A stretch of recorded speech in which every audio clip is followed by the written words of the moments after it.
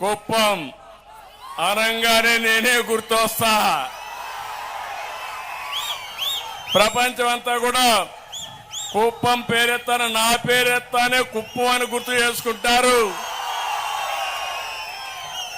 అదే సమయంలో నేను ఎక్కడికి పోయినా గర్వంగా నా కుప్పం నియోజకవర్గం ఉంది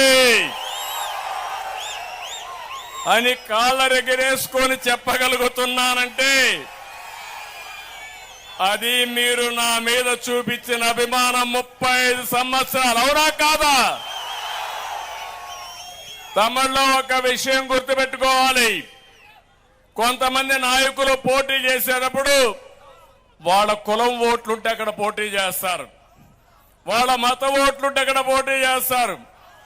నేను పోటీ చేసింది మంచి మనుషులు ఎక్కడుంటే, పేదవాళ్ళు ఎక్కడుంటే అక్కడికి వచ్చాను.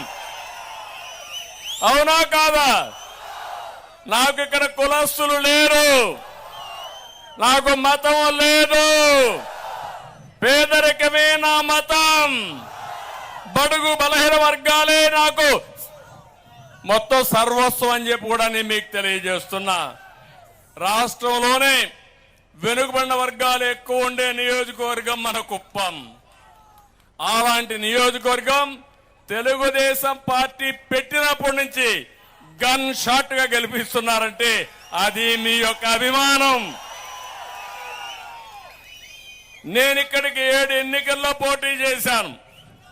ఈసారి నేను వచ్చి మిమ్మల్ని ఈరోజు వచ్చింది, నేను రాష్ట్రం మొత్తం తిరిగే ముందు మీ ఆశీస్సులు కోరడానికి వచ్చాను. ఇంత మునుపంతా మీరు ఆశీస్సులు నాకు పంపించేసేవారు. మీరు రావద్దండి, మేమున్నాం, అవసరమైతే ఉండి పెట్టి డబ్బులు వసూలు చేసి మీ నామినేషన్ వేసి మిమ్మల్ని గెలిపించి పంపిస్తామని చెప్పిన నియోజకవర్గం ప్రజానీకం మీరు. నా జీవితంలో ఎప్పుడూ మర్చిపోలేను. ఎన్ని జన్మలెత్తినా మళ్ళా పుట్టి మీ రుణమే తీర్చుకోవాలని ఆలోచిస్తున్నాను. అది నా కోరిక.